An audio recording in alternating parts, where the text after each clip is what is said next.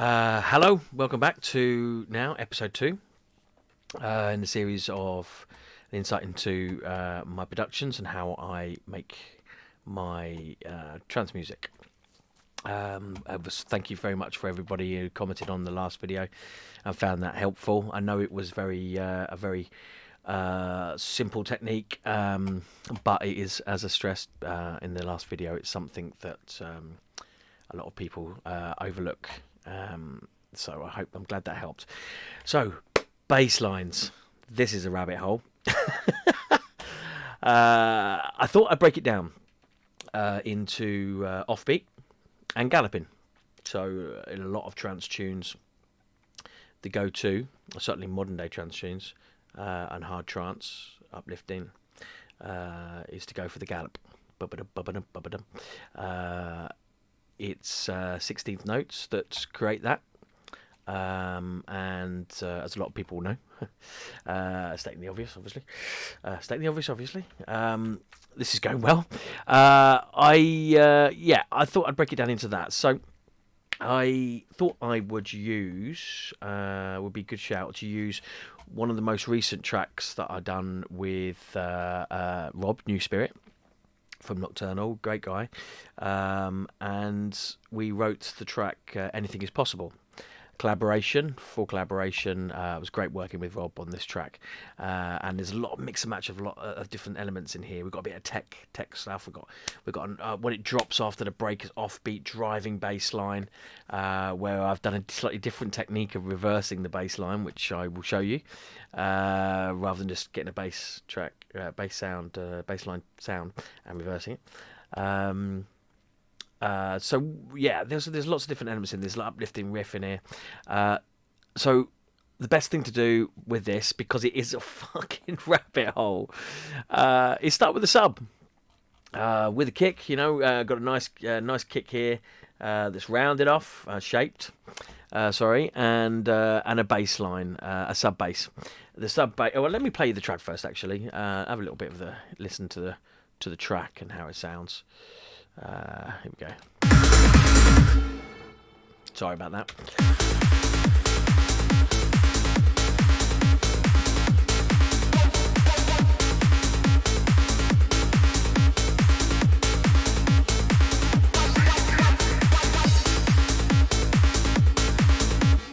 Okay, so as you can hear, it's quite a nice, solid sounding track. It's made up of, I've got quite a few bass lines going on here. So I've got a sub that's going.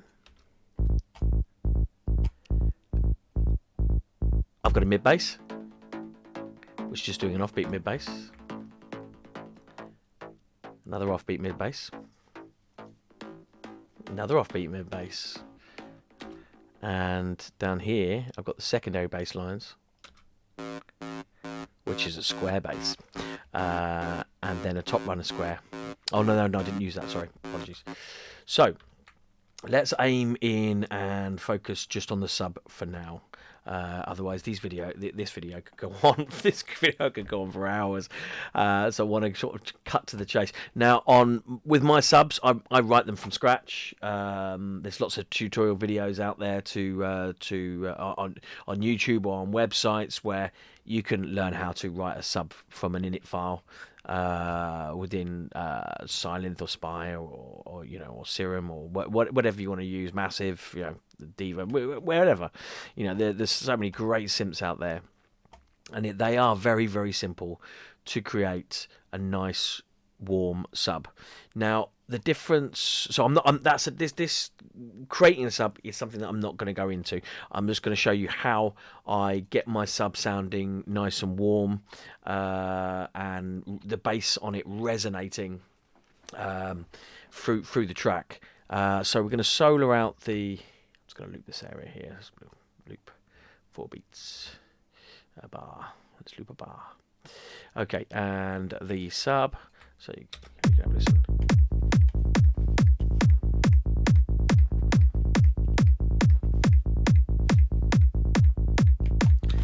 Yeah, as you can hear there, it's a nice warm sub. Now, if I take off all of the processing that I've put on this particular one, you can hear there's not a lot going on there. It's not as chunky as it was. So initially, I will mono out my sub. That's my personal preference. It's the only bass line that I do mono, as I feel it just creates a better solid a foundation, a solid low end. Sorry, I'm struggling to get my words out today. A low end for my tracks. And then all the other bass lines on top of that that create the overall low end, I won't mono them. I used to, years ago. I even used to stress to people, mono your bass lines, mono your bass lines, mono your kick. I mono my kick as well. You can see how monoed this is just by looking at. Let's get Ozone Imager 2 is a free plugin. It's a stereo imager. You can use it for stereo imaging if you want. There are better ones out there, but this just to me will just tell me whether my sub is monoed. Bang! Look at that, straight down the middle. The kick is straight down the middle as well. If I put it onto the kick, sometimes I just stick this onto the master channel, and then just so I can see what's mono, what's creating a lot of stereo imaging. Again, that's another tutorial later on. Stereo imaging. I will touch on that at some point. So yeah, the sub, I will EQ it, and there's a couple of things that I've done here that I've done in other tracks, which I will touch on. I'll always boost it where it's actually hitting. Sorry, let's turn off the kick. And on a lot of instances, I will actually cut the front end off just to give, so there's no more bleed of the frequency range of the sub going into areas that I just don't need it to be in. I don't need it to be in those areas. So this is a personal preference as well. I've worked with other artists that do this, and sometimes I leave this on, sometimes I take it off. I don't know. It's weird. It depends on the track, really. So, like everything, this is just the way that I do things, and none of this is written rules. None of this is like, this is how you have to do it, and there's no other way of doing it. It is purely comes down to me when I'm in the studio, how I hear things, and it for me, it works. The track goes out there, people enjoy it, people come back and say, wow, your low end is sounding really fat. This track did really well. It got really well received, and done really well on Beatport, and so you know as an artist that you're doing things right. Certainly when you're referencing it against other tracks. So in some instances, I will take this down. I will cut it off, and make sure there's nothing bleeding on that. Around about 300, I'm going to do that, between 300 and 400, and it's just being a sub. And then sometimes I'll just leave it off, but I will always give it a little bit of a boost. Now, a bit of compression from me. I love this stock plugin. Now, I do use other compressors sometimes on my bass lines to just to give it a little bit of a boost. But to keep the costs down on with people out there that are still just starting out and they don't have the funds to be able to just keep buying plugins, which becomes really addictive. Using the stock plugins sometimes can be spot on, and the bass punch and parallel compression from Ableton is really good. So you'll hear the difference. It's only slight, and I'll only ever pull it down on the threshold on the gauge by around about 3 dB. I'll be compressing, and I'll be giving it a boost. So then I'll push it with the makeup and give it a boost. I won't be putting too much of the compression on there, but that is actually just giving it a little boost, and then I will put saturation on. Now, this is something that I don't have it anymore, but I had a plugin where you can actually look at the waveform and you can see what the teeth are doing, etc. But that's something that I'm not going to touch on today. I'm just going to tell you that I put saturation on. I use FabFilter Saturn. This track I used, they've got FabFilter Saturn 2, it's been out for a while, but this particular one I've got FabFilter, the first one. And what I will do with this is I will create more warmth by giving it a warm tube saturation, and it really does warm up the bass. I mean, if I turn it off and then turn it on, hear that difference?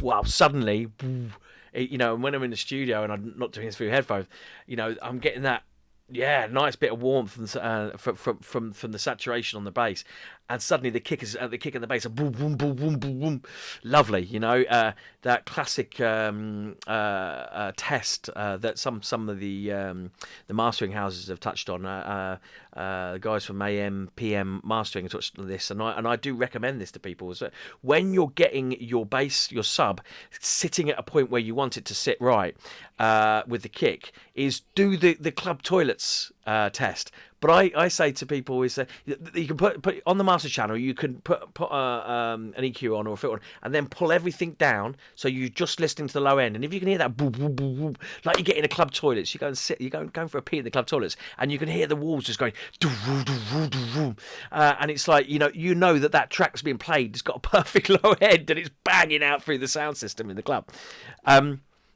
I say that to people here, when I've in my old tutorial lessons, is that get the kick and the bass going and go and stand outside your studio door. Go and stand, where you're in another room and hear it through the walls. You'll hear if it's sounding right or if it's not sounding right. So hopefully that's another little test for people to go and do, the club toilets test.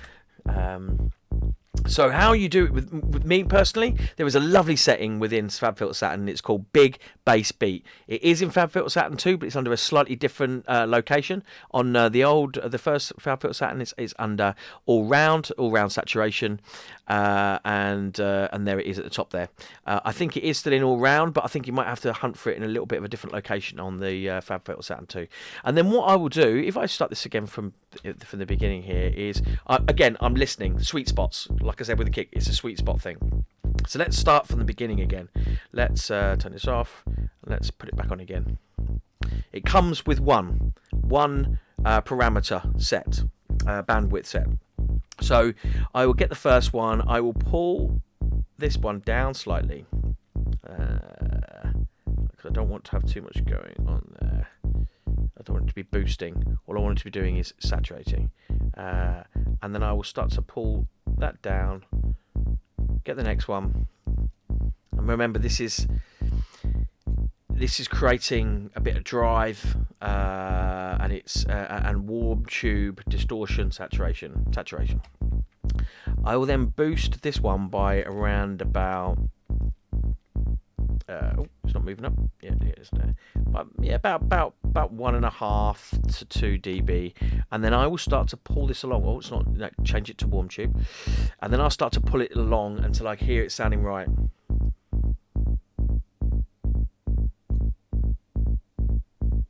And there. Then I'll create another one. Give that a little bit of a boost, and I'll put it along. There, about there.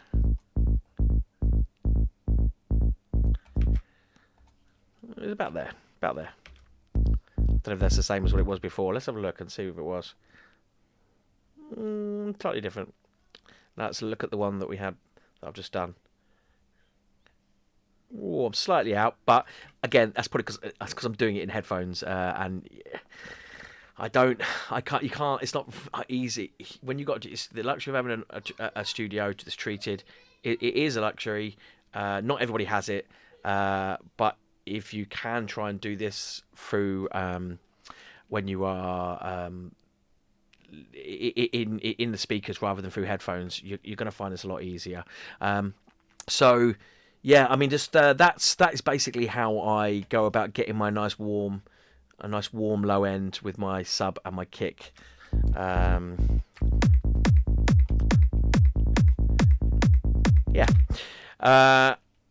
sometimes I'll use the LFO tool just to cut off the bit of the start, the bit that bleeds through. Sometimes I want that gone. because it can create a little bit of bleed coming back through into the kick area. If I don't want that in there, that can clean up and tidy that up as well. So it's a little bit of quite a heavy side chain going on there with the LFO tool, yeah, that's sounding quite nice. Can you hear how it's changing as I'm pulling it along? Find the sweet spot. Find the sweet spot.